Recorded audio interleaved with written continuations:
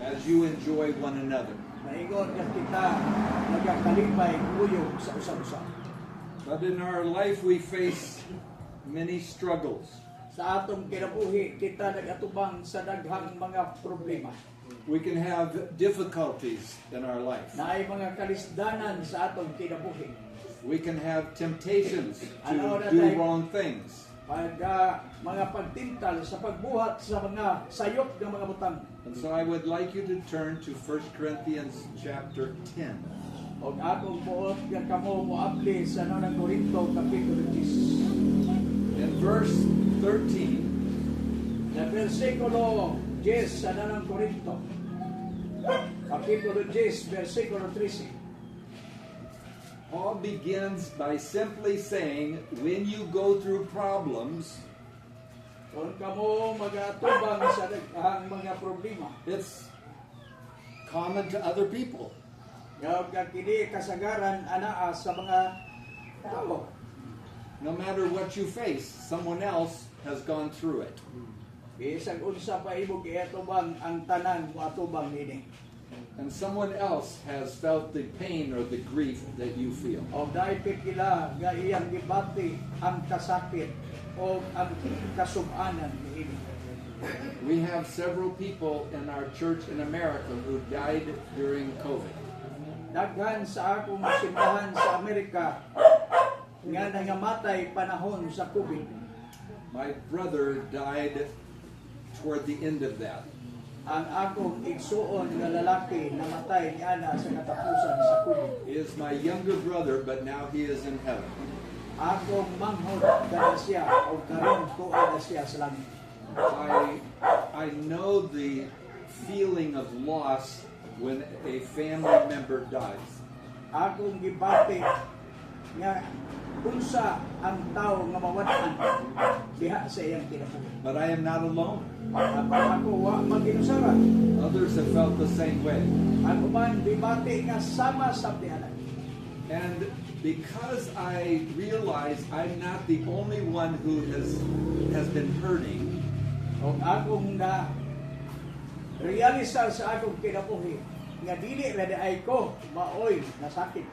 I don't have to feel sorry that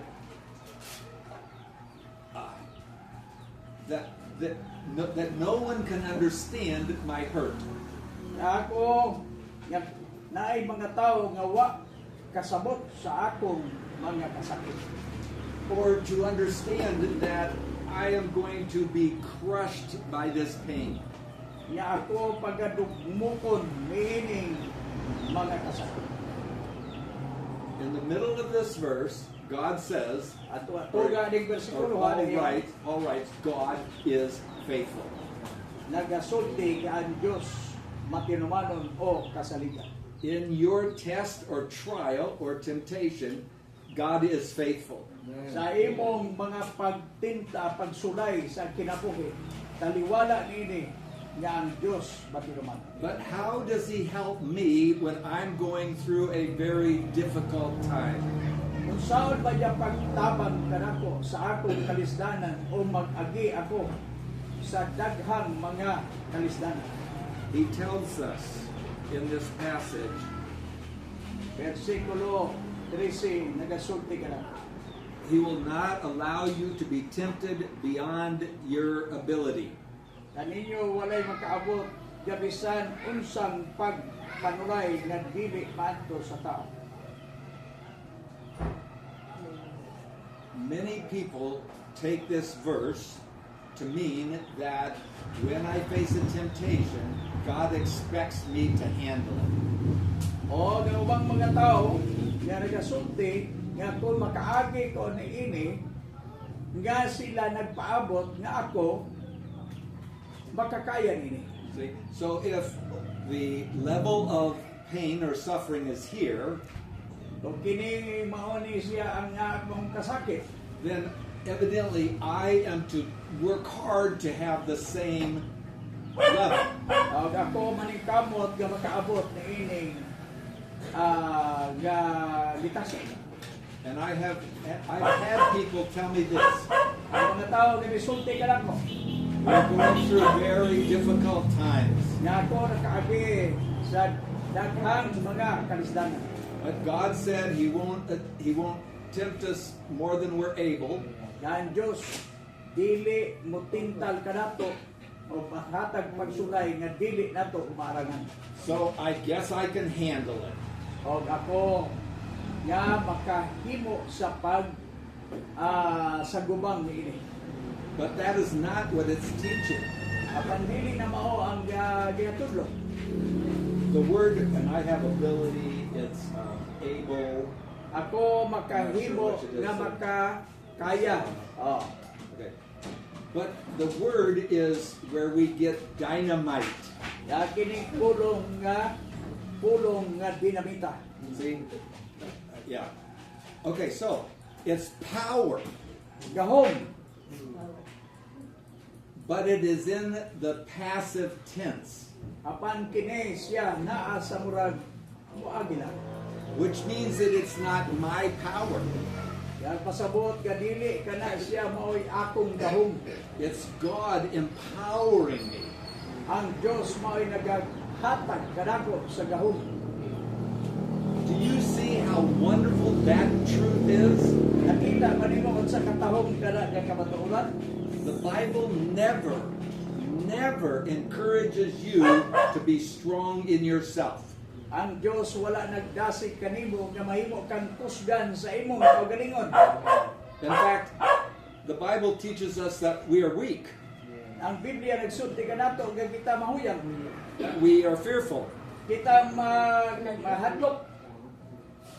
But when God empowers us, Apan kung gamhan kita sa Dios, we can face the trial because He is able to do it. ay ita makaatubang sa mga pagsulay sa kinabuhi tungod kay siya mo hatag, mo tabang kana. And anytime we face a problem, a trial, a difficulty, O kita mag-atubang sa mga kalisdanan o mga pagsulay, He will empower us to handle it. tagaan ta niya gahom sa sagubang niini. But how does He empower us? Apan sa unsang paagi siya mohatag kanato gahom. He says, but with the temptation, He will make the way of escape. Apan sa diha sa mga pagsulay, tagaan ta niya lutsanan sa paglikay. When we have the temptation, trial, test, Kung nakita yung mga pagsulay o mga pagsulay sa kinabuhi, He will provide the way of escape. tagaan ta niya lutsanan. Do you remember John 14:6? Ang Juan Kapitulo 14, versikulo 6. Jesus said, I am the way, Ako mao ang dalan, the truth, ang kamatuoran, the life. ang kinabuhi. When the word the is in front of a sentence, a word, Ang pulong ang nga naa sa wala pa ang usa ka pulong. Jesus did not say, I am a way. Wala siya magsulti nga ako usa sa mga dalan. He's the only way. Siya ra gyud ang dalan. He did not say, I am a truth Wala among many siya truths. magsulti nga ako usa sa kamatuoran. He said, I am the truth. Ako mao ang kamatuoran. If we want to really know truth, Kung kita masayod, kung gusto kitang masayod sa kamatuoran, we need to get to know Jesus Christ. atong hibaluan, kinahanglan atong may baluan si Kristo Because Jesus. He is the truth. Tungod kay siya mao ang Okay, kamatuoran. so in this passage of 1 Corinthians, Nining na ng Korinto, He said He will make the way of escape. tagaan kita niya og dalan sa pag-lutsanan.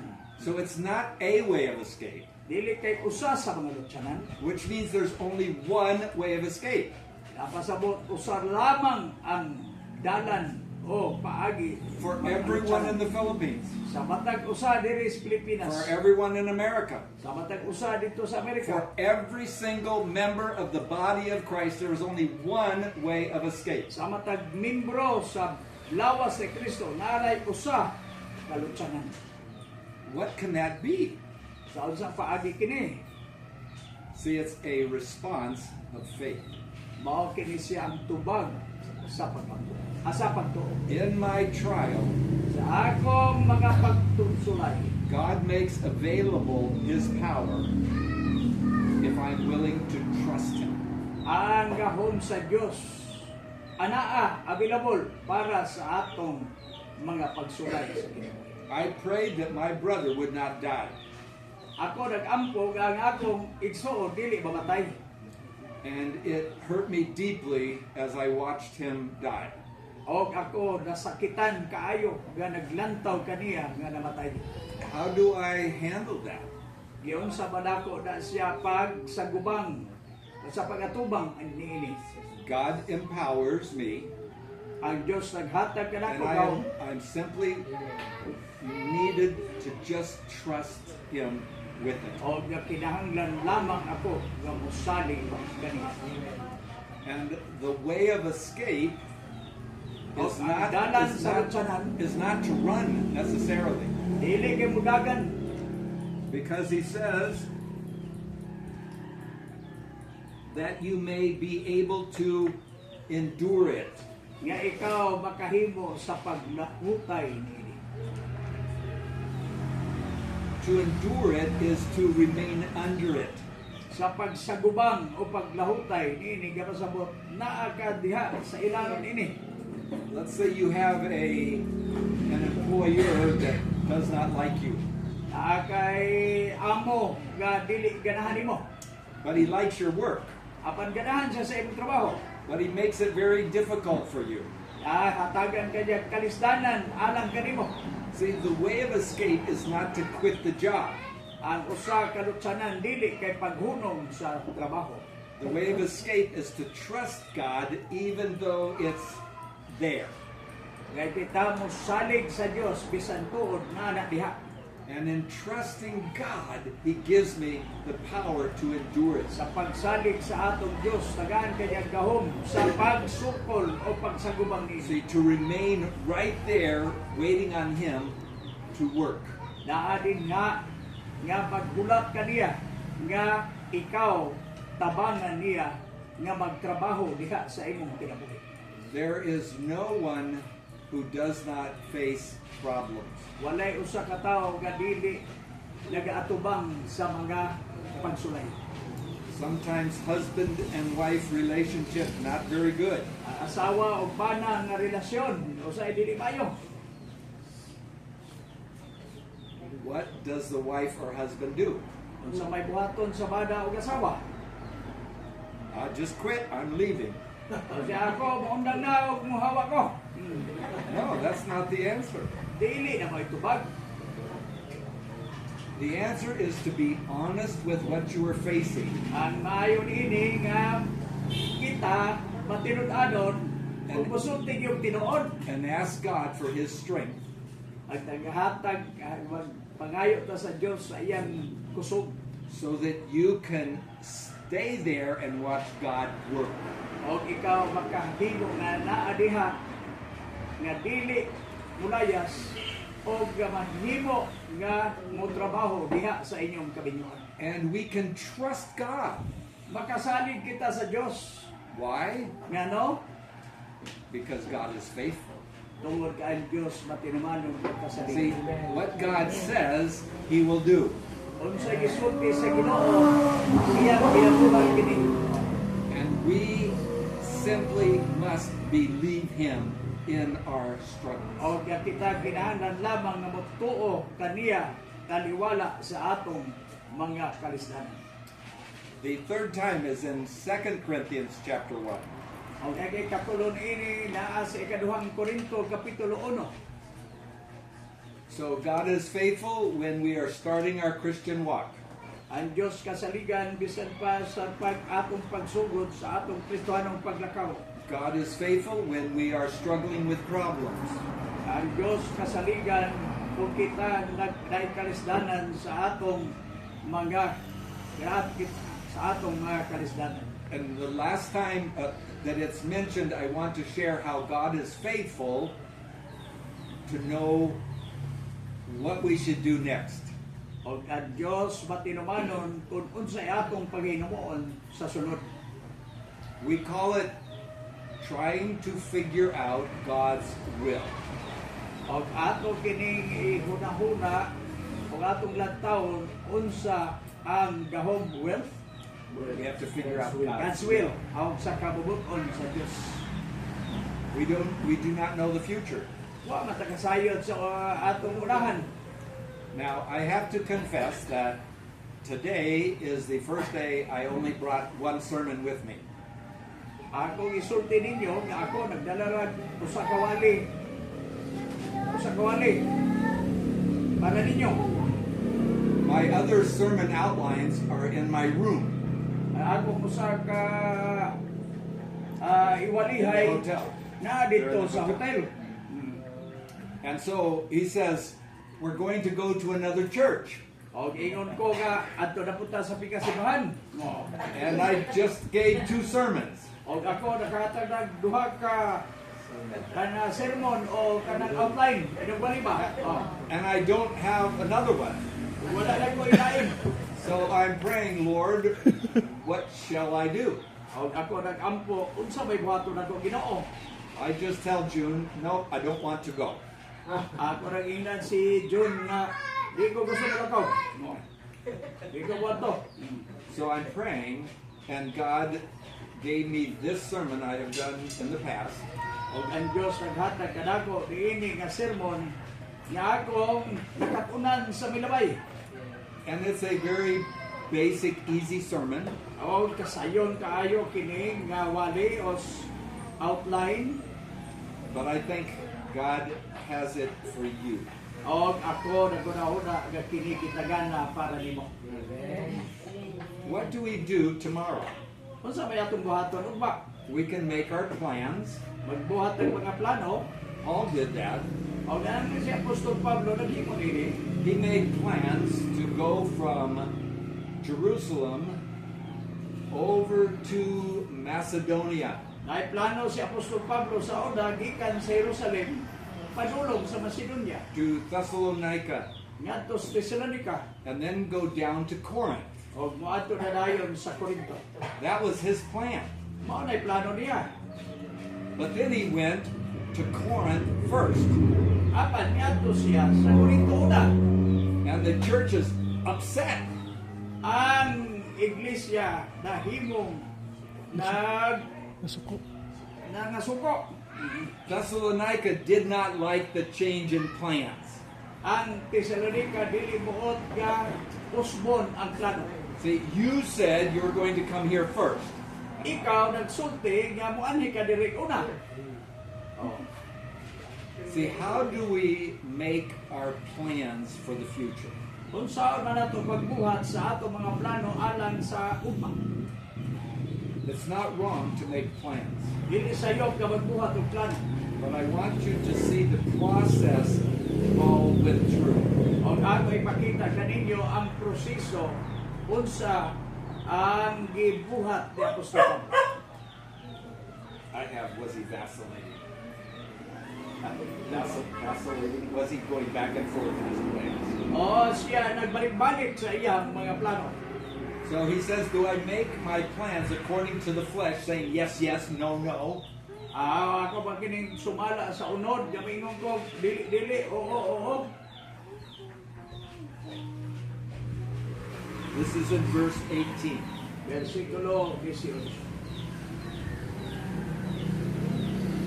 He makes this bold statement. Yan naghibok og usa ka masidlakon nga mga He says, as surely as God is faithful, our word to you has not been yes and no. maingon nga siguro gayud ka ang Dios kasaligan ang among puro kaninyo dili oo o unya dili. He tells the Thessalonian church that his plans are always yes to God. Giingnan niya ang mga Thessalonians nga ang iyahang plano para sa Ginoo kanunay oo. This is in verse 19. Versikulo 19. kay ang anak sa Dios si Jesucristo nga kaninyo giwali kaninyo si Silvano ug si Timoteo og dako dili oo og unya dili kung dili diha kaniya kini kanunay nga oo. See, in Jesus, it is always yes. Sa diha kang Kristo kanunay kining oo. This next phrase is powerful. Kining sunod nga mga dingalan o mga pulong. All the promises of God find their yes in Him. Og ang mga pulong nga kanunay kining mahaluna diha nga oo diha kanina. Think of the promises in the Bible.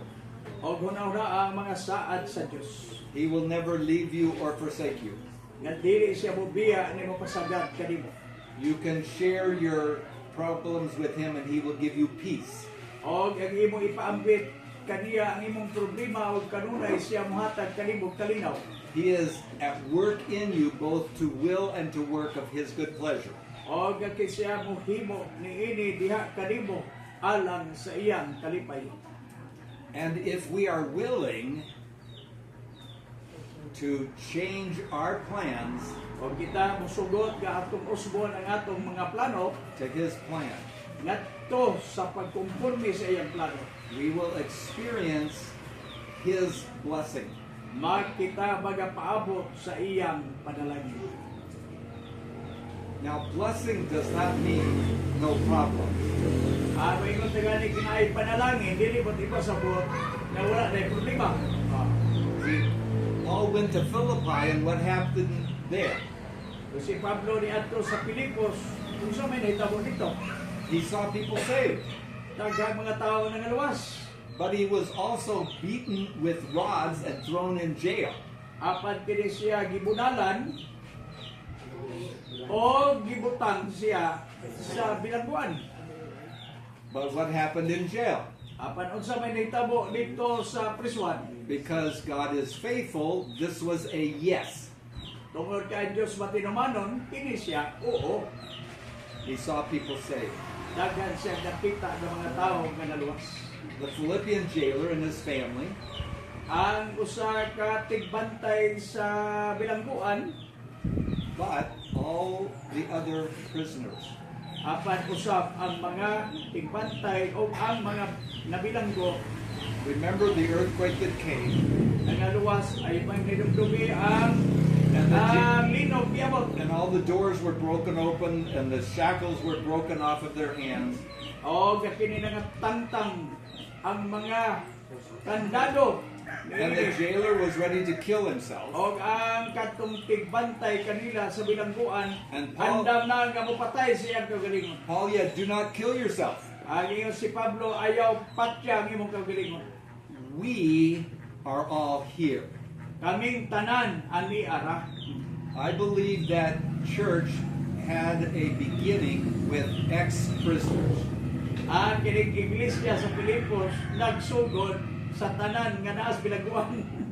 These prisoners that got out of jail, Kini mga bilanggo nga nagagawas gikan sa bilangguan, they were saved that night. nangaluwas ni atong gabi una. And they began then the church at Philippi. O mao gini mo'y hinungdan sa iglesia sa Pilipos. Because God is faithful, Tungod kay Dios kasaligan. and He will lead us exactly where He wants us to go Gusto sa Dios nga magsugod kita, umuadto kita sa gusto niya. if we're willing to trust Him. O kita sa kinabubuton nga mosalig kaniya. What is the distance between 2 points? Unsa may distansya nining duha ka mga punto, duha ka dapit. Oh.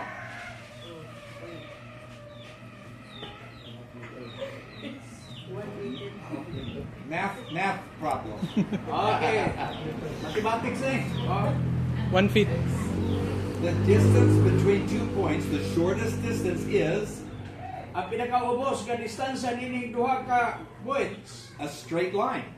usa ka tulid. Yeah. nga linya. That is the shortest distance. Mao kanay pinaka mubo nga distansya. So here is where you are. Diya ka dinhi, Here is where you think God is leading you. o mao kini dapit gadiin ang Dios nagiya kanimo, And this is the road you will take. o kini mao dalan nga imong pagasubayon. O siksak man, no? Oo. God doesn't lead in a straight line. Wala man ang Ginoo nagkuan nimo nga kanang straight, kanang usada. Oo, tuloy ka dalan. Because as we trust Him, Samtang kita nagasalig kaniya, He wants us to go over here. gusto niya nga maanhita kita diri dapita. But that wasn't part of my plan. Apan dili na maoy bahil sa iyang plano. Never mind. Pasag nila na. I will do that. O nga itong pagabuhaton kini. O, I have been praying that ako nag-ampo, that I would faithfully respond to any door that is open to me. o ako mutubag yanan mga purtahan nga giandam ala kanako. And I am praying that when God prompts me to do something, I just do it. O ang Diyos na gani, musulti kanako nga buhaton kini. Ako na lang pagabuhaton. I have done it enough times to see God's blessing, O ako makita ang mga panalangin sa Diyos. but I know I have failed many times. Apan ako nasayran nga ako napakyas sa daghang higayon. Just before we came on this trip, Sa wa pa may moanhi diri niining among biyahe karon. I wanted to see an older friend of mine. Ako gusto unta nga makikita niadtong karaan nako nga higala. And he lived in the back of a physical therapy shop. Og siya nagpuyo dito sa usa ka shop nga kanang panghilotay. And I walked in, and the woman, I know her, immediately began to share with me. Og nagadto nako dito ang babae nagpaanggit kanako matungod ini. All kinds of problems were going on in her life. Daghan ka tanang problema siya ginabuhi iyang ipaambit kanako. One grandchild had a brain tumor. Ang usa ka iya ang anak na ay tumor o murag hapit makanser. One of their children's homes burned down. O ang usa sa iyang anak nga balay nasunog. One of her co-workers shot himself. O ang iwang kauban niya nga trabahante nagpusil sa iyang kaugalingon. She was being overwhelmed with all these problems. Siya murag natabunan niining tanan nga mga problema. Nalumos. And I said, let's pray. Ako giingnan mag-ampo ta. And I just took some time to pray with her. O ako nag-ampo alam. You see, it's God's timing. Mao kini siya ang higayon nga iya sa Dios. And because God is faithful, Tungod kay kasaligan nato ang Dios, I'm willing to take detours. mao ako sa kinabubuton mubuhat o pinaliko. Kadang pa. Oh. Tipas. Oh, pinaliko. Oh. Because there are people that need to be encouraged. Kay naay mga tao nga gikinahanglan nga madasig. And as you walk out your walk with God, O ikaw magalakaw diha kauban sa atong Ginoo. you also have an opportunity to help hurting people. Nga ikaw usab makatabang sa daghang mga tao nga naa sa kasakit. But you have to listen to that small voice Ikaw maminaw niyanang awhag o tawag sa Dios. with just a little thought. Anaara diha sa imong hunahuna. It goes in one ear and out the other, O musulod diri, iya mo gawas po diri. and we don't do it. O wala nato gibuhat. So we have to learn to hold our hand here. Makakaton ta nga atong pugngan diri. So when the thought comes, it stays. Aron pag-abot sa kamatuoran, mupundo diha. And we do what God is prompting us to do. O atong buhaton unsa ipabuhat sa Dios kanato. Now, it doesn't always mean that we will see what God wants us to do. O atong mo ipasabot nga atong buhaton unsa ipabuhat sa Dios kanato. Just yesterday, I had the prompting to see some of the delegates from Luzon. O gahapon, gusto nako nga makikita sa mga delegates, sa mga participants gagikan sa Luzon. And we had seen them on our way to get breakfast. O akong nakita sila sa among dalan nga katong mamahaw nami. And I felt the Lord prompting me to go down and knock on their door O ako gi awhag sa Dios nga moadto dito manuktok sa ilang pintahan. and just talk with them O istorya lang gud kanto kanila. and pray with them before they left for Manila. O mag-ampo alang kanila sa dili pa sila mobiya padulong sa Manila. But they were already gone. Apan nakahawa na sila. So, what was that prompting? Unsa man kanang pag-awhag nga naa sunod. Well, I went over by myself and did more praying. O ako nag-inusara o naghimo ako sa pag-ampo. We won't always interpret the prompting correctly. Usahay dili ta mo hibo nga pagkaila nga kini siya mao gayon o tinuod kayo. But I would much rather respond too often than not enough. Apan nagkinahanglan ako motubag diinis sa kadaghanan kaysa dili. Remember that God is faithful and you can trust Him. Ang Dios kasaligan o atong saligan siya. Thank you for letting me share. Salamat sa pag-ampo. Long time ago, I did not translate. Oh.